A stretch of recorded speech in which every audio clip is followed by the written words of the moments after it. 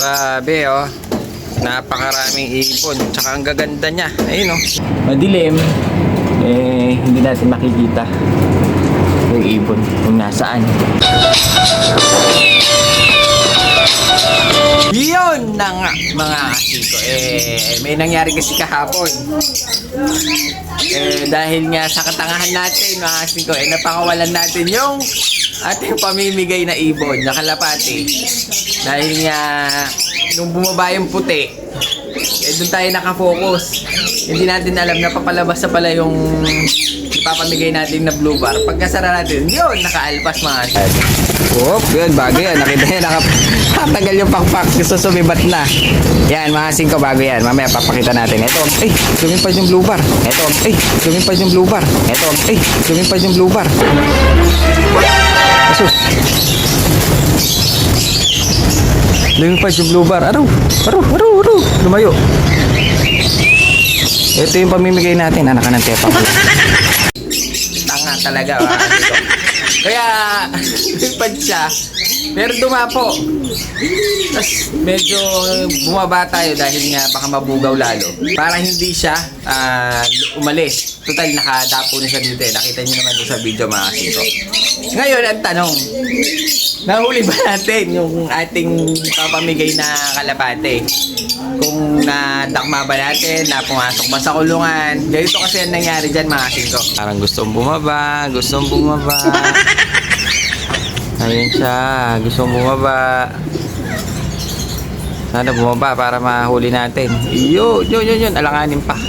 Ayun, bumaba dun sa may bubong dun. Oo, goods na yan mga kasingko. So ayun mga kasingko, bumaba siya. Pero doon sa may yero doon. Pero okay na yan, at least. Medyo napalapit na siya. Nakababa na siya dito sa may lugar natin. Ang hihintayin na lang natin humapon siya doon, yung suswesertehin dahil double door yung atin, pwede siyang makapasok. Hindi na siya makakalabas mga kasingko. Yan ang kagandahan. Kaso ang problema, hindi ako nakapaglagay ng tubig doon para makapasok siya.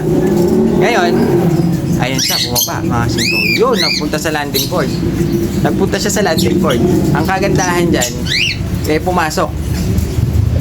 Ngayon, kung hindi siya papasok, uli natin mamayang gabi kapag medyo dumidilim-dilim na. Dahil young bird lang ito Nasa landing board na. Kasing ko bali, pagod dahil kakasara lang natin.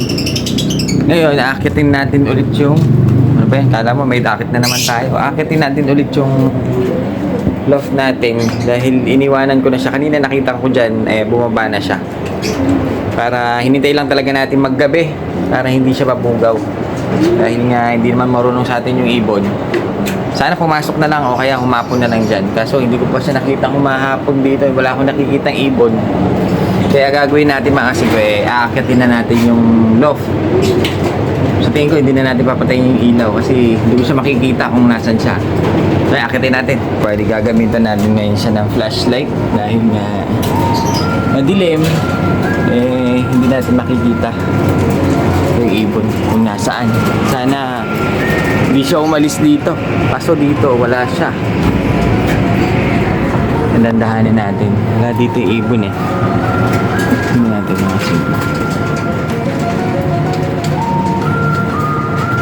Kasi yung pula, nakita ko kanina dito sa ilalim, pumasok na.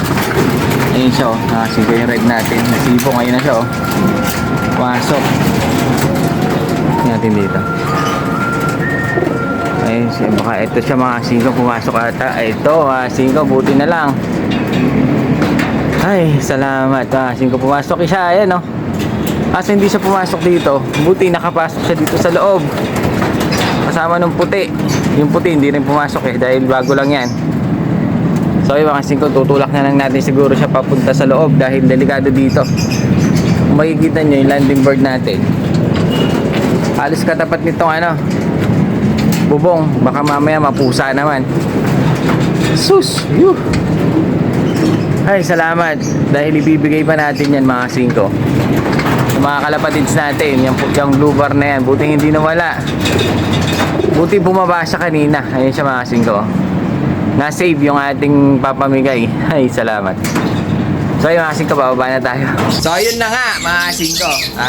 Nahuli nga natin. Medyo swerte pa rin tayong bagya.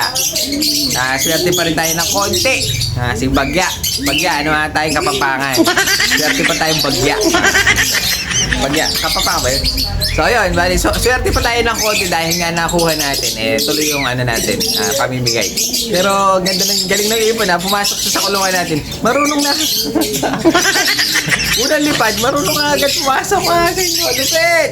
So yun, dahil sa swerte tayo ng bagya, medyo sineswerte tayo ngayong araw na to. Dahil yung ibon natin na napakawalan, nahuli. Ngayon, dahil wala tayong bagsak sa pwesto mga singko, binagsa naman tayo ng mga tropa pips natin na nagdala ng mga ibon mga singko. Gusto nyo makita? 1, 2, ay, ito na, dami. Gusto nyo silipin? Pero hindi ko na siguro masisilip lahat mga singko. Iilan lang yung pakikita natin dahil ang lalaki. Tsaka, alam niyo naman presyo natin dito. Namiss ng mga kalapatid so dahil pag pupunta walang laman. Ngayon, pupunuin natin ngayon. Grabe napakaraming ipon. Tsaka ang gaganda niya. Ayun may mga porga pa ako nakakita sa mga singko. Yun puti. Ayun lalaki. Tsaka nililinis. Walang sipon ang importante. Pag nagkaroon ng isa dyan, yari na tayo. Buti na lang, walang ma-healthy sila. Mga singko, ayan ang gaganda. Bali dito, hindi na tayo sisilip dahil napakahirap buksan itong ating pinto. Baka may makalabas pa. Bali ganito na lang. Ganyan na lang, ipatan nyo na lang yung mga magugustuhan nyo mga singko dahil ang gaganda naman nila. Ito na lang yung titignan natin. Ito.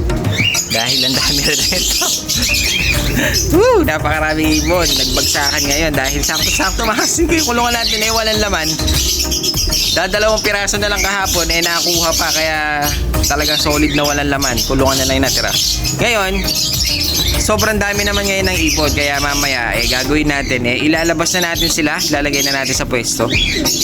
Iaayusin na lang natin, tatabihin na lang natin yung mga kakhen kahit hindi sila mga pares-pares. Ang ganda nito, mga singko. Itong isang kuha tayo ng ilan mga singko ito. Ganda nito, ang laki. Ito siya mga singko, laki. Pulang-pula pa yung mata, tsaka ang ganda ng kulay, parang slate. Tingin ko dito kak.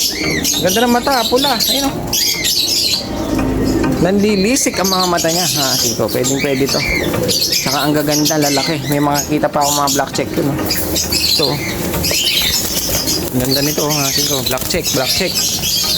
Buti na lang, may tropa tayo. From Burot. Galing Burot to mga singko. Dinalan tayo ng kalapati na tropa. Yan Dahil nga nakita niya siguro yung ating mga video, kumukuha tayo ng mga kalapati. Kaya binagsakan tayo. Ang sabi niya meron daw dito mga naka-club, meron daw naka-commercial. Kaya hindi na natin isa-isahin pa. Swerte na lang kung makita natin kung sino yung mga club rin dito. Pero ganda nito, black check. Kak pa rin. Pero assorted na to mga singko. Dahil nga sobrang dami, hindi ko na kayang isa-isahin yung babae sa lalaki. Doon na lang natin mamaya hihimayin sa pwesto. Yung mga gustong pumasyal meron na po tayo ulit kalapate.